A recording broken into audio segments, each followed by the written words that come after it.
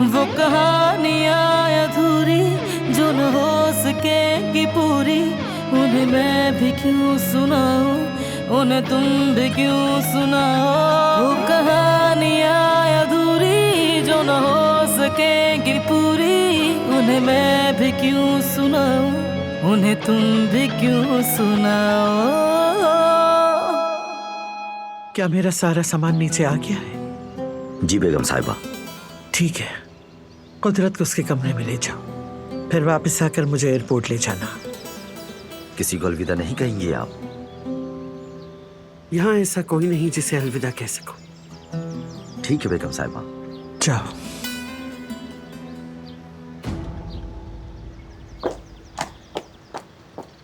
आजाद साहिबा, आजाद साहिबा, प्लीज यहाँ से मत जाएं। ये आपका ही घर है। किसी एक हादसे की वजह से अपने ही घर से दूर मत जाएं आप। मैं आपसे इल्तिजा करती हूँ, खुद को ये सजा मत दें। कुदरत अंकल को आपकी जरूरत है, आपके पोतों को आपकी जरूरत है। यह हवेली आपके बिना वीरान हो जाएगी। खुदारा एक बार फिर से सोच लें। तुम होती कौन हो मुझे नसीहत करने वाली? खुद कसूरवार हो और मासूम बन रही हो। कहां से आई है हिम्मत तुम में? हट जाओ मेरे सामने से।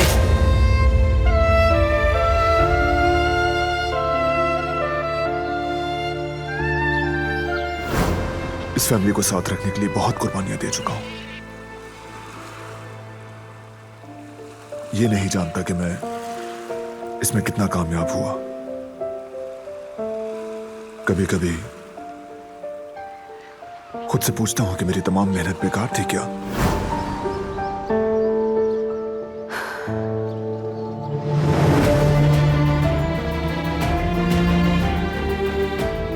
मैं आपको यहाँ से नहीं जाने दूंगी। ये क्या कर रही हो तुम? छोड़ो ये सामान, हटो मेरे रास्ते से, मैंने कहा।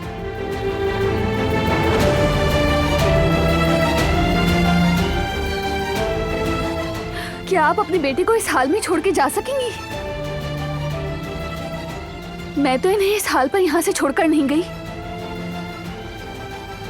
मैंने तो कसम खाई है कि जब तक ये सेहतयाब नहीं हो जाते, मैं किसी भी सूरत इस हवेली को छोड़कर यहाँ से कभी नहीं जाऊंगी। बताएं फिर एक माँ कैसे छोड़ सकती है अपने बेटे को?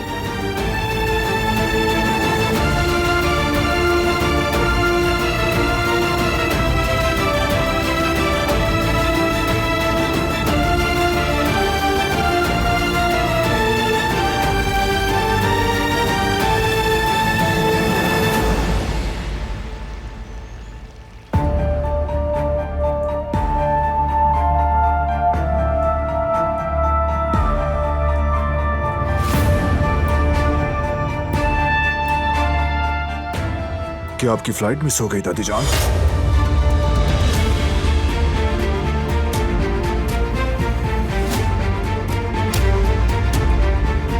नहीं, मैं नहीं गई। क्यों?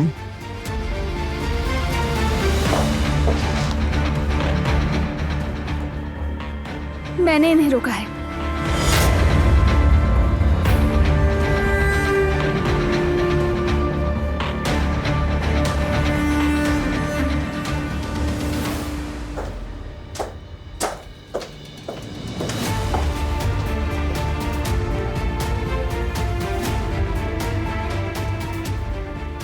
नहीं जाने दिया।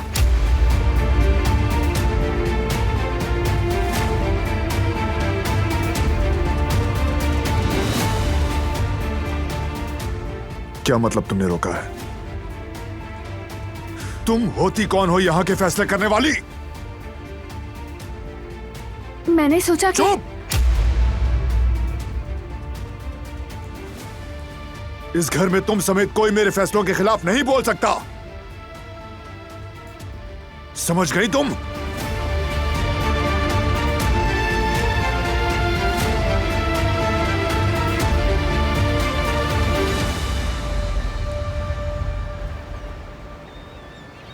उस जान, अली को सब याद आ गया है। क्या कह रही है? क्या उसे याद था कि पैसा कहा था? हाँ उस जान, उसके वो बैग दोबारा छुपाने से पहले लेना होगा हमें उससे। किसी भी तरह ये काम आज रात निपटाना होगा। अली के मौजूद होते ये मुमकिन नहीं। मुझे सही मौके का इंतजार करना होगा, तभी ये सब कुछ आसानी से हो पाएगा। जो करना है करो, पर जल्दी। राणा साहब इस चीज की फिक्र मत करें, सही मौका देखते ही मैं ये काम कर लूंगा, आप भरोसा रखें।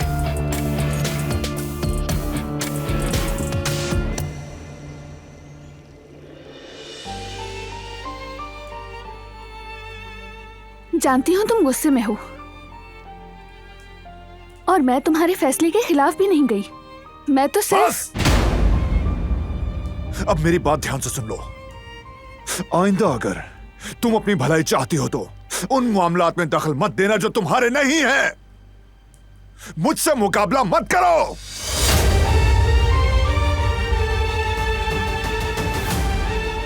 बारान बेटा, खबरदार, खबरदार मेरे पीछे मत आना दादी जान।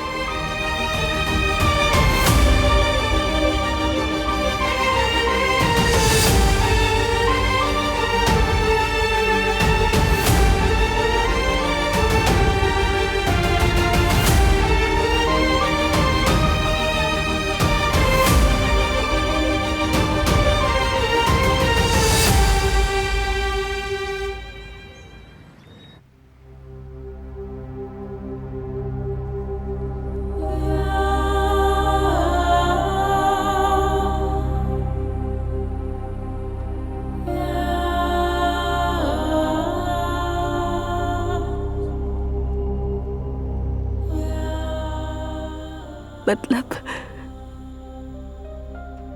तुम भी यही सब चाहते थे ना, है ना जफदत? मैं इतने अरसे से खाई के किनारे खड़ी थी और तुम मुझे बचाने के बजाय बिना पलक झपकाए मुझे नीचे धक्का दे दिया।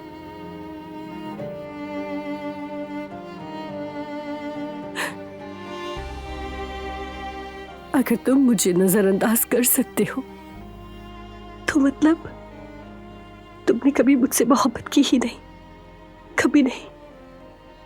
बल्कि तुम्हारे लिए बाप बनना ज्यादा अहम था। अगर मेरा दिल निकाल कर हथेली पे मसलते तो शायद मेरी रूह को इतनी अजियत ना होती। जफदत,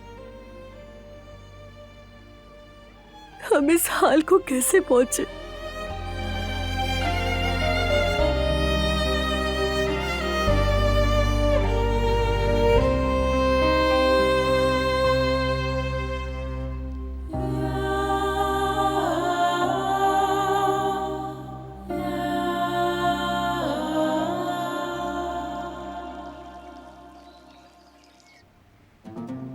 मेरी कुदरत, मेरे बेटे, अपनी माँ के दिल का सुकून देखो। मेरी जान कुदरत, मैं तुम्हें छोड़कर नहीं जा सकी, लेकिन तुम्हारा बेटा, तुम्हारी औलाद अब मुझे अपने सामने नहीं देखना चाहता कुदरत। लेकिन फिर भी मैं ना जा सकी।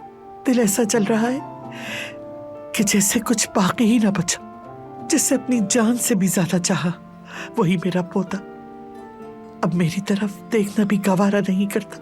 हमारे दुश्मनों की बेटी तक की खुशी मुझे यहाँ रखने में है, लेकिन मेरा पोता नाराज है मुझसे। क्या करूं?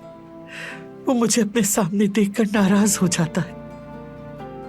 ना कोई सलाम, ना दुआ। ये कैसी सजा है आखिर? ऐसी सजा से तो मौत बेहतर है।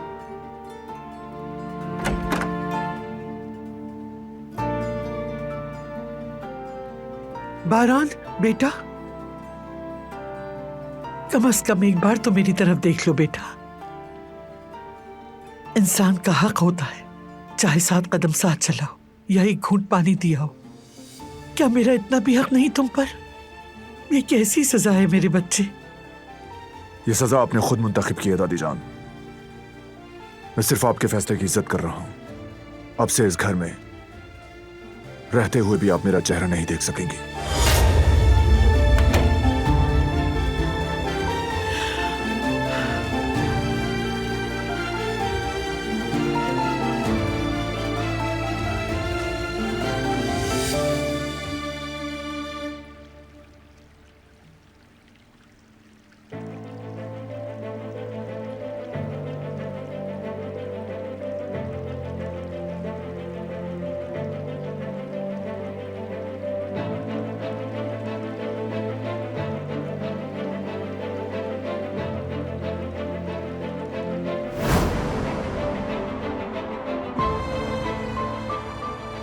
अजीब लोग हैं।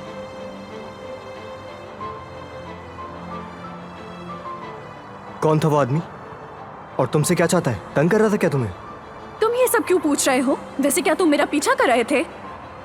ये तुम भूल गई थी वहां पर। मैंने आवाज दी मगर तुमने सुनी नहीं बात मेरी। ठीक है, शुक्रिया। ये तुम मुझे कल भी दे सकते थे।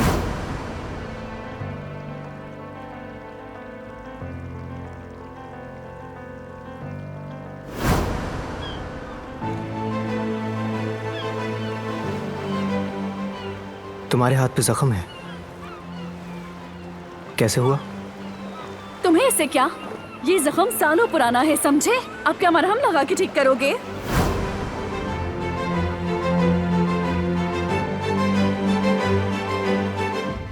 ओह मेरे खूबसूरत भतीजे, क्या तुम्हारे जहाज डूब गए हैं? तुम चुप क्यों हो? कुछ भी नहीं हुआ चाचा, सब ठीक है। खुश रहो, हमेशा मुस्कुराते रहा करो। अब मैं तुम्हें ऐसी खुशखबरी दूंगा कि तुम्हारे चेहरे पर मुस्कुराहट आ जाएगी। जानते हो तुम्हारी दादी जान ने जाने का इरादा बदल लिया। वो हवेली में हमारे साथ ही रहेंगी। वाकई में? ये तो सच में बहुत अच्छी खबर है चाचा, बहुत अच्छी। भाई, आपने सुना हमारी दादी नहीं जा रही? सुना आपने? तुम्हारा भाई ये खबर सुनकर खुश नहीं हुआ जहान, ऐसा ही है ना? मसला खुश या नाखुश होने का नहीं। तो फिर क्या है? जाहिर है मैं तुम्हारी बात के आगे तो कुछ नहीं कहूंगा, लेकिन तुमने उनका दिल बुरी तरह तोड़ दिया है। कानून हर रिश्ते से बढ़कर होता है। उनको मालूम था कि उन्हें अपने किए का खमियाजा भुगतना पड़ेगा। उसी की कीमत अदा कर रही हैं वो। जो कोई भी मेरे या इस खानदान के खिलाफ कुछ करने की कोशिश करेगा, वो ये ना समझे कि मामला खत्म हो गया। अच्छा या बुरा,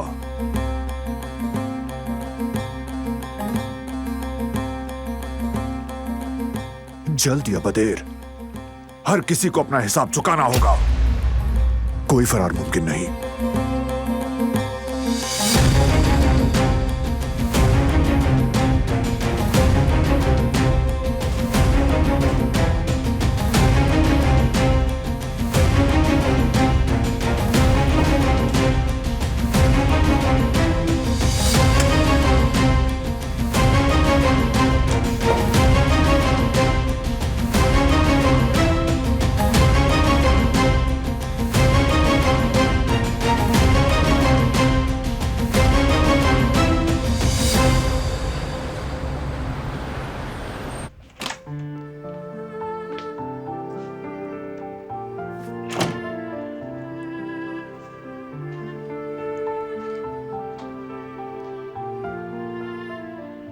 मैंने अपना टिकट ले लिया है, मैं कल जा रही हूँ। अम्मी, बाबा, आपका हर चीज के लिए बहुत शुक्रिया। आपने इतने साल मुझे अपनी बेटी की तरह रखा है, कभी मेरा दिल नहीं दुखाया, मेरे बुरे वक्त में मेरा साथ दिया है। आप मेरी फैमिली हैं। आपका बहुत बहुत शुक्रिया। बेटी, क्या तुमने सोच लिया तुम वाकई यहां से जाना चाहती हो? और ये इतनी जल्दी क्या है? ऐसा लग रहा है जैसे आग लगी हो। जरा रुक जाओ और दोबारा सोच लो बेटी। सोचने के लिए कुछ बाकी नहीं रहा अम्मी।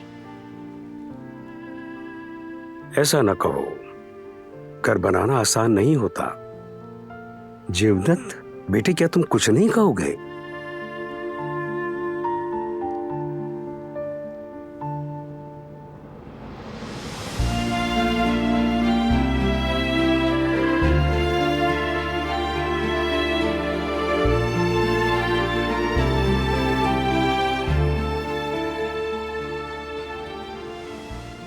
कुछ भी कहने के लिए बाकी नहीं रहा बाबा।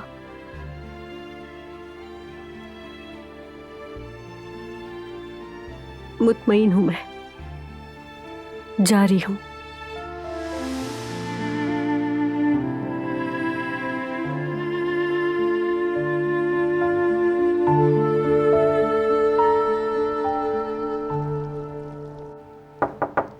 आ जाएं।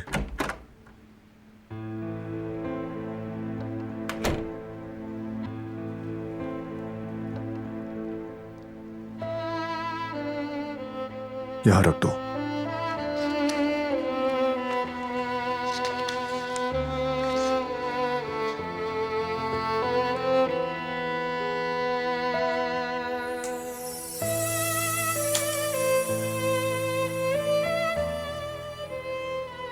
तुम मुझसे नाराज हो, होना भी चाहिए। मुझे तुम्हारी दादी के मामले में दखल नहीं देना चाहिए था, लेकिन बाज़ औक़ात हम जो फैसले करते हैं उसकी वजह से जो तकलीफ मिलती है, हम उनके बारे में बिल्कुल नहीं सोचते। जैसे कि किसी भी इंसान का खानदान से महरूम हो जाना उस इंसान के लिए सबसे बड़ी सजा है, लेकिन वो तो तुम्हारे बुजुर्ग हैं, एक लिहाज से तुम्हारी माँ की तरह हैं। तुम्हारा उनसे मुंह मोड़ना उन्हें यह एहसास दिला रहा है कि तन्हा हो गई हैं वो, जैसे उनका कोई खानदान नहीं। कोई ये सजा नहीं सह सकता। ये मेरी जगह नहीं है, जानती हूँ, लेकिन खानदान में फासले बढ़ाकर अपनी नाराजगी को और मत बढ़ाओ। तुम उन्हें माफ कर दो। बाज़ दफा इंसान को अपनी गलती का एहसास जल्दी नहीं हो पाता, लेकिन उन्हें वक्त दो, उन्हें एक मौका दो तुम, ताकि बाद में तुम्हें पछताना ना पड़े। आखिरकार वो तुम्हारी दादी हैं, उन्होंने तुम्हें पाला पोसा है।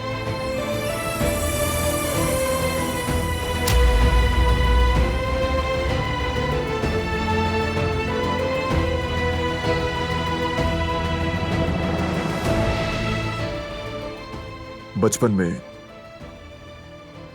एक दिन दादी जान ने हमारे एक मुलाजिम को एक छोटी सी गलती की वजह से निकाल दिया था। मैंने उनसे इल्तिजा की कि उसे माफ कर दें। उनके कदमों में गिर गया था। उस दिन उन्होंने मुझे कहा था, हर गलती की कीमत चुकानी पड़ती है। वो कीमत अदा होना जरूरी है ताकि इंसान सबक हासिल करे और दोबारा वो गलती करने की जसारत ना करे।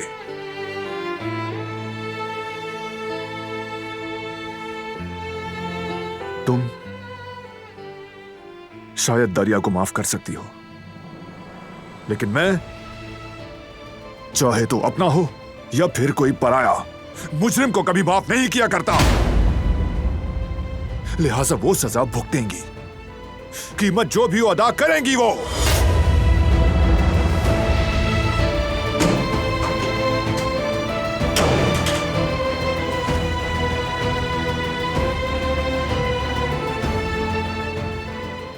चाहे कुछ भी कहो तुम, मैं कभी भी तुम्हें तुम्हारे इस फैसले पर पछताने नहीं दूंगी कारबे।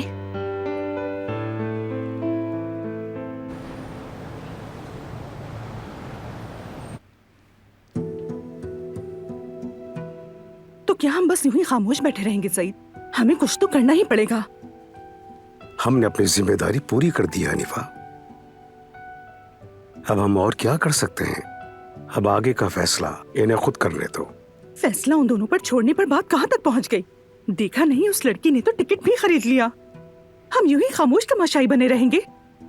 सईद, क्या कोई हल नहीं है इसका? हनीफा, वो अपनी रजामंदी से अलग हो रहे हैं, हम क्या कर सकते हैं?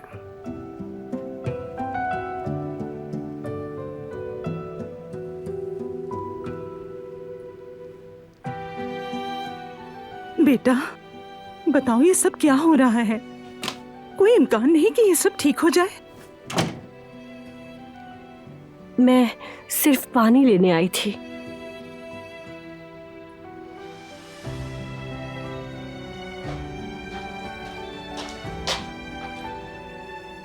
अच्छा, मैं जा रहा हूँ। लेकिन इस वक्त कहाँ जा रहे हो? दम घुट रहा है मेरा, ताजी हवा में जा रहा हूँ। अरे तुम रुको हनीफा, उसे जरा पुरसुकून होने दो। अकेला रहेगा, समझ जाएगा। शाबाश है बेटी, तुम खुश हो गई अब? अपनी जिद की वजह से तुमने नतीजा देख लिया। जिद पकड़ ली थी कि बच्चे के बगैर नहीं रह सकती। ये क्या किया तुमने? ये इतना मुश्किल था तो तुम कह देती हमारा बच्चा नहीं हो सकता, तो कह सकती थी कि कोई बात नहीं। देखो क्या हाल कर दिया। तुम्हारी वजह से सब परेशान हैं। सोचो, जबेरिया हद ही कर दी है तुमने तो। ठीक कहा आपने, ये सब मेरी ही गलती है, लेकिन फिक्र मत करें, आप सब मुझसे जल्दी छुटकारा पा लेंगे और सुकून का सांस लेंगे।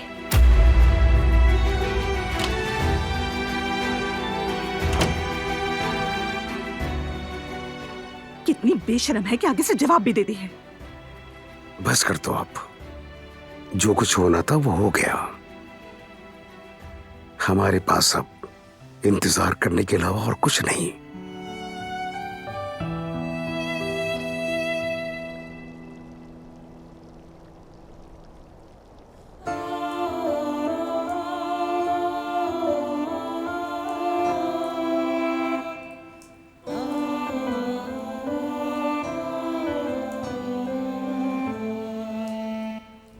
तुम शायद दरिया को माफ कर सकती हो, लेकिन मैं, चाहे तो अपना हो या फिर कोई पराया, मुजरिम को कभी माफ नहीं किया करता। लिहाजा वो सजा भुगतेंगी, कीमत जो भी अदा करेंगी वो। नहीं, ये ऐसे नहीं चलेगा। मुझे कुछ ना कुछ तो जरूर करना होगा। खानदान में नाराजगियां नहीं होनी चाहिए।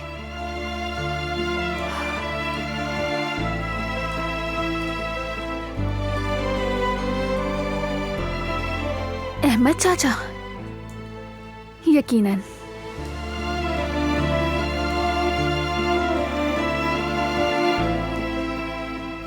अपनी नाराजगी और इख्तलाफात खत्म कर देने चाहिए ताकि सबके दिल साफ हो जाएं। दीन के मुताबिक रंजिशें और दुश्मनियां 3 दिन से ज्यादा नहीं रखनी चाहिए।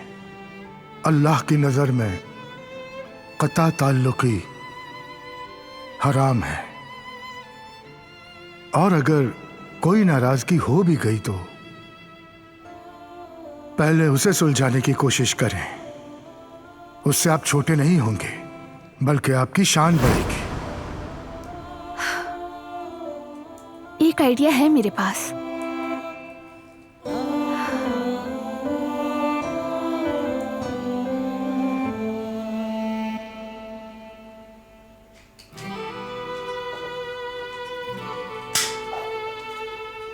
कल शाम के लिए हम दोनों मिलकर कुछ अच्छा सा तैयार करते हैं कदर आपा।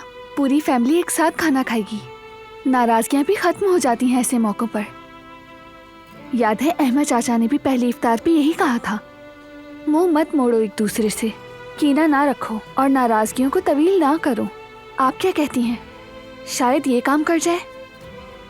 बहुत अच्छा सोचा तुमने मेरी बच्ची, और ये भी जानती हूँ कि दादी और पोते की नाराजगी तुमसे बिल्कुल भी बर्दाश्त नहीं हो रही। क्या करूं, खुद को इसका जिम्मेदार समझती हूँ। ऐसा मत सोचो बेटी, तुम्हारा इसमें कोई कसूर नहीं। तुम जो कर सकती थी वो किया। आपको लगता है ना ये काम करेगा? हाँ बेटी, क्यों नहीं करेगा। तुम फिक्र मत करो, मैं सब कुछ संभाल लूंगी। आपका शुक्रिया कदर आपा। तो फिर मैं कुदरत अंकल को एक्सरसाइज करवा कर आती हूँ, फिर हम मिलकर तय करेंगे कि खाने में क्या क्या बनाना है। ठीक है बेटी, ठीक है। मैं आती हूँ। चलो ठीक है।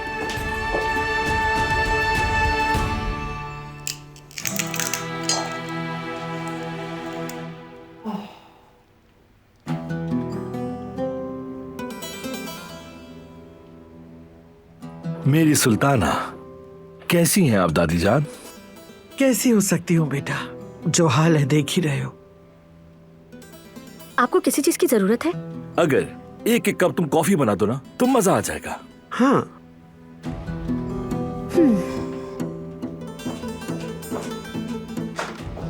मैं कॉफी बना रही हूँ, आप भी पियेंगी जलान भाभी? नहीं, मैं कुदरत अंकल के पास जा रही हूँ, शुक्रिया।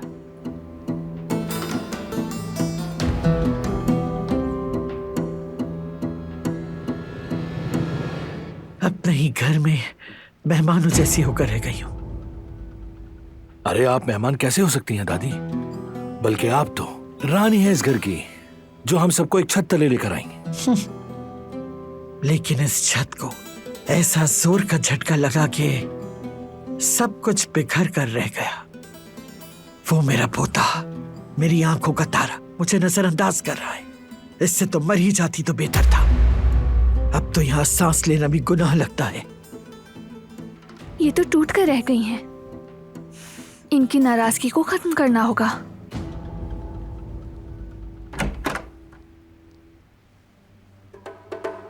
मेरी दादी, बाकी सबको करने थे ऐसा, मैं आपको नजरों से ओझल नहीं होने दूंगा। देखिए, मैं तो अभी भी आपके पास ही हूं। मैं आपके लिए हर किसी से उलझ सकता हूं। बाकी लोग क्या सोचते हैं मुझे इसकी परवाह नहीं।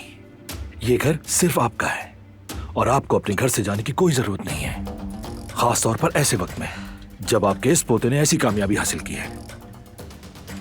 कौन सी कामयाबी की बात कर रहे हो? दारियां अपनी शेयर्स बेच रही थी। मैंने इसलिए खरीद लिए ताकि किसी अजनबी के हाथ न जाए।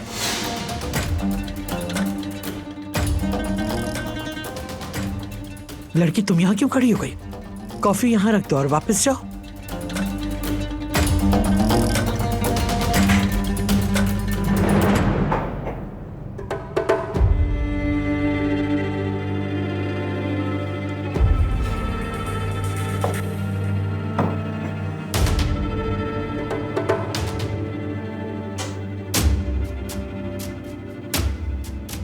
अगर आपको कुछ और चाहिए तो बता दें। कुछ नहीं चाहिए, अब जाओ। शुक्रिया तुम्हारा। एंजॉय करें आप। इसे शुक्रिया कहने की जरूरत नहीं। मैं नहीं चाहती कि ये इस नरमी को गलत समझे। नहीं दादी, बिल्कुल फिक्र न करें। आपने कुछ कहा नहीं?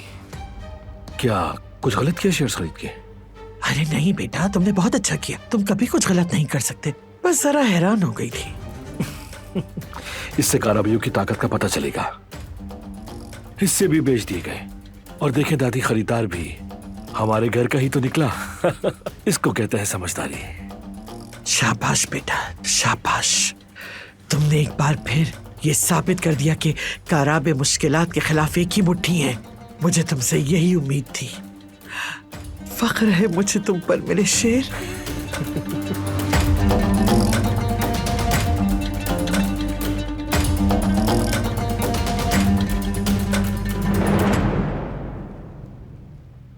मैंने सोचा कि पूरी फैमिली एक साथ एक ही मेज पर खाना खाएंगे तो अच्छा होगा।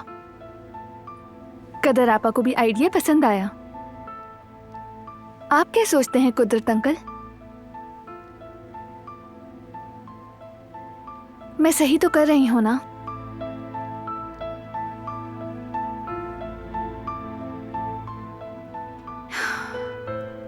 काश कि आप भी हमारे साथ उस मेज पर बैठ सकते। लेकिन वो दिन भी जरूर आएगा, वादा करती हूँ। मैं जानती हूँ कि वर्जिशें आपको थका देती हैं, लेकिन बहुत जल्द ही आप ये सब कुछ खुद करेंगे, वो भी बगैर किसी की मदद के। इंशाल्लाह वो दिन भी आएगा कि आपको किसी की जरूरत नहीं रहेगी और फिर आप चलने भी लगेंगे इंशाल्लाह।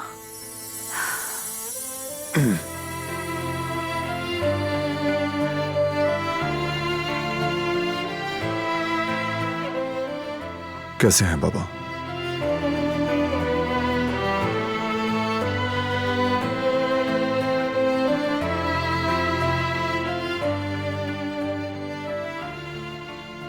मैं कर लेता हूं।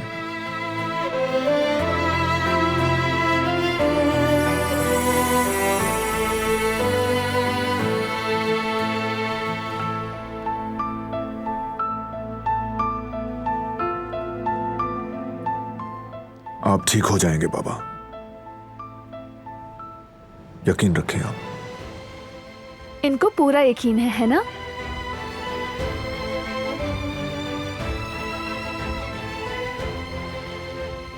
बहुत अच्छा हुआ कि आजाद साहिबा रुक गईं।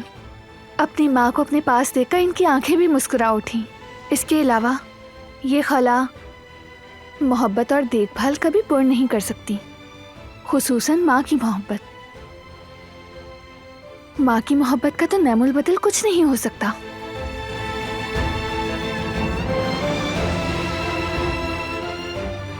उनकी मौजूदगी ही काफी है। बस।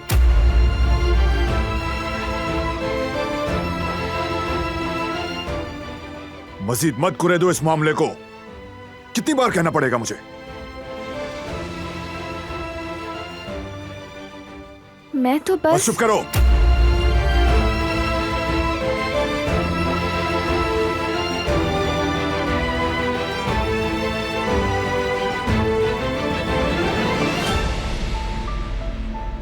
कराओ इनको एक्सरसाइज।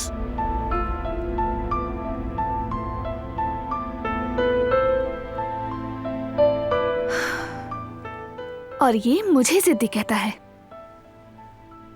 क्या इससे जिद्दी भी कोई और हो सकता है?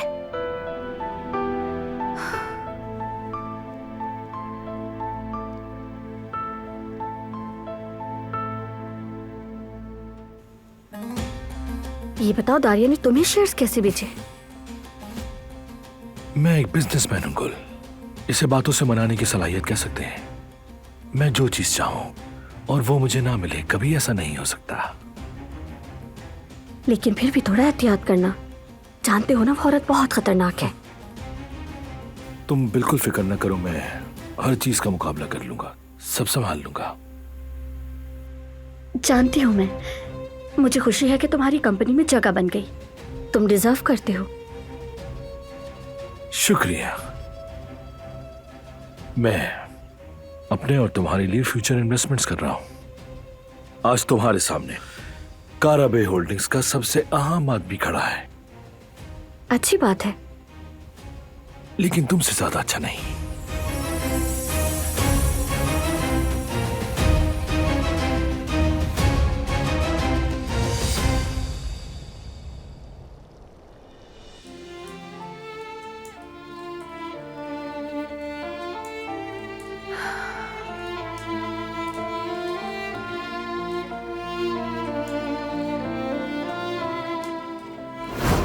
लेकिन इस छत को ऐसा जोर का झटका लगा कि सब कुछ बिखर कर रह गया।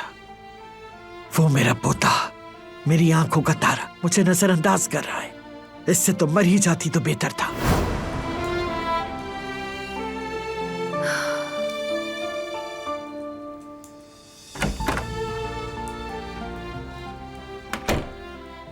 कल शाम मैं कपड़े बदल कर सो जाऊंगा। शब्बा खैर।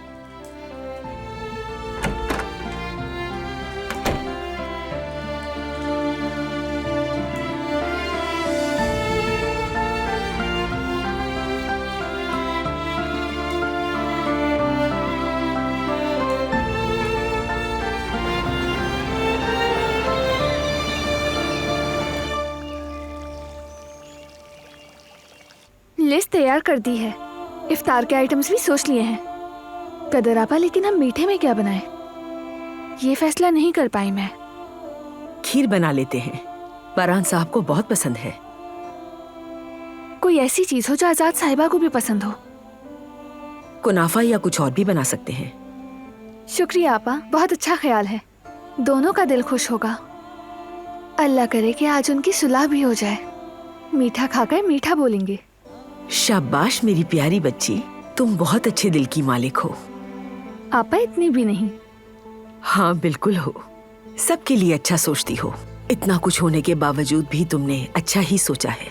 और देखो अब भी तुम दूसरों के बारे में ही सोच रही हो। ये अच्छा ही नहीं तो और क्या है मेरी बच्ची। तुम्हारी कोशिशों पर सलाम। बाबा हमेशा कहते थे, जो खुद के लिए सही समझो दूसरों के लिए भी वैसा समझो। मैं चाहती हूँ कि उनकी सुलह हो जाए। मेरी प्यारी बेटी, इंशाल्लाह तुम्हारी नेकियां कभी भी जाया नहीं जाएंगी। अल्लाह तुम्हें हर मुसीबत से बचाए, आमीन। शुक्रिया आपा। वो कहता है कि मैं दखल ना दूं, लेकिन मैं खुद को रोक नहीं सकती। मुझे ये सब देखकर बहुत अफसोस होता है। आखिरकार वो इस घर की बड़ी हैं और उन्हें ऐसे अकेले छोड़ना मुनासिब नहीं। मैं तो बस उन्हें मिलाना चाहती हूँ और कुछ नहीं। तुम ठीक कह रही हो। चलो आ जाओ फिर और मीठे की तैयारी शुरू करो। तब तक मैं बेगम साहिबा से पूछ कर आती हूँ कि उन्हें कोई काम तो नहीं। जरा रुके आपा।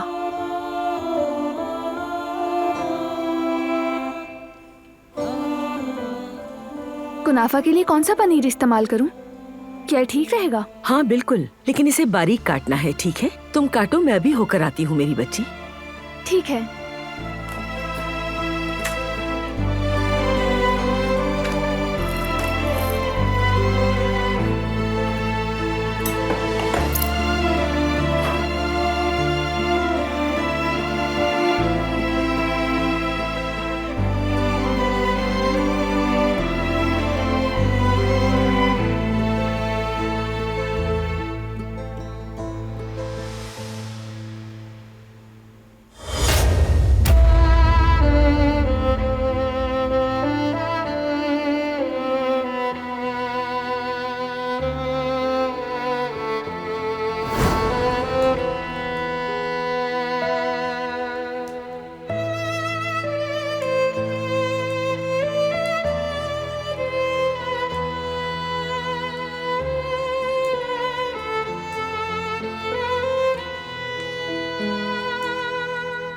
करीब बताओ मेरे। ठीक है, रिलैक्स हो जाओ। करीब बताना।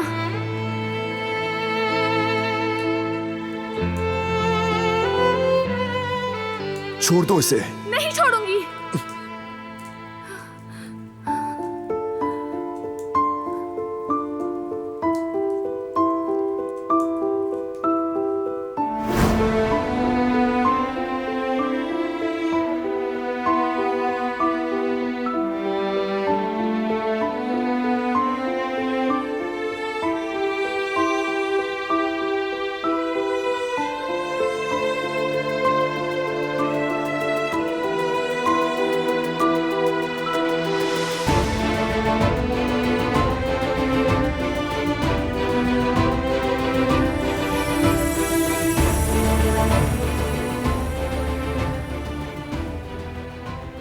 ध्यान रखो।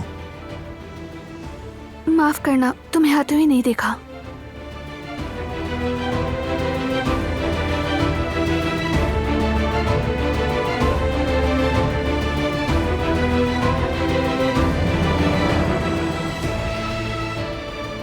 कल मैं तुम पर ज्यादा सख्त हो गया था।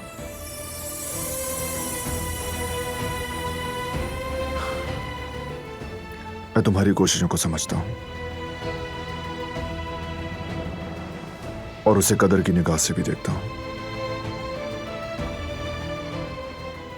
लेकिन फिर भी मैं नहीं चाहता कि इस मामले में उलझो तुम। मैं सुन लिया ना? ये तुम्हारे बस का काम नहीं है। बस इसीलिए तुम्हारा इससे दूर रहना ही बेहतर है।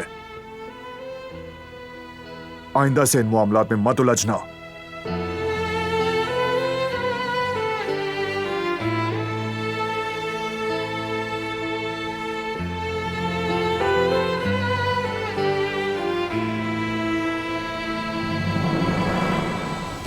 अब मेरी बात ध्यान से सुन लो। आइंदा अगर तुम अपनी भलाई चाहती हो तो उन मामलात में दखल मत देना जो तुम्हारे नहीं है। मुझसे मुकाबला मत करो।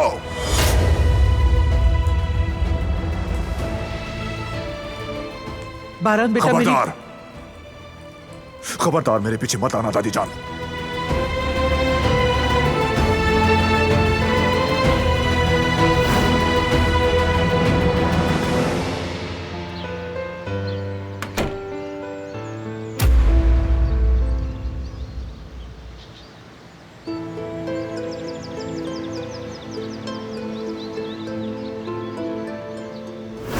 तुम मुझसे नाराज हो, होना भी चाहिए। मुझे तुम्हारी दादी के मामले में दखल नहीं देना चाहिए था, लेकिन बाज़ औक़ात हम जो फैसले करते हैं उसकी वजह से जो तकलीफ मिलती है हम उनके बारे में बिल्कुल नहीं सोचते। जैसे कि किसी भी इंसान का खानदान से महरूम हो जाना उस इंसान के लिए सबसे बड़ी सजा है, लेकिन वो तो तुम्हारे बुजुर्ग हैं, एक लिहाज से तुम्हारी माँ की तरह हैं। तुम्हारा उनसे मुंह मोड़ना उन्हें यह एहसास दिला रहा है कि तन्हा हो गई हैं वो, जैसे उनका कोई खानदान नहीं। कोई ये सजा नहीं सह सकता।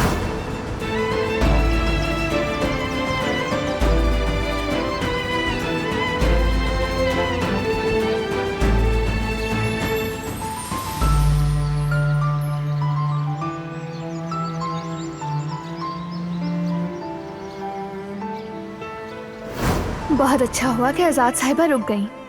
अपनी माँ को अपने पास देखकर इनकी आंखें भी मुस्कुरा उठी। और इसके अलावा ये खला मोहब्बत और देखभाल पूर्ण नहीं कर सकती,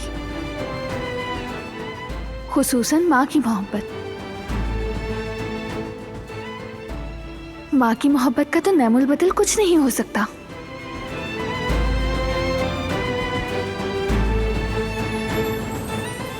उनकी मौजूदगी ही काफी है। बस।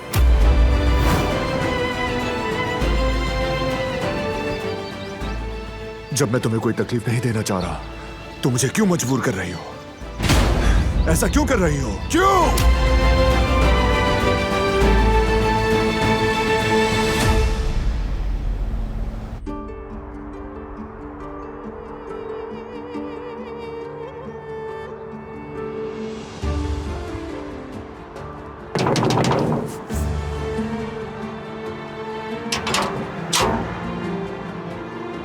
जी कहिए। माजरत आपको परेशान करने के लिए। जिहान हूं मैं। किससे मिलना है आपको? सना से। हम दोनों साथ पढ़ते हैं। आज वो आई नहीं प्रैक्टिस के लिए, मुझे फिक्र हुई तो मैं यहाँ आ गया। यहाँ इस नाम का कोई नहीं है। हाँ मगर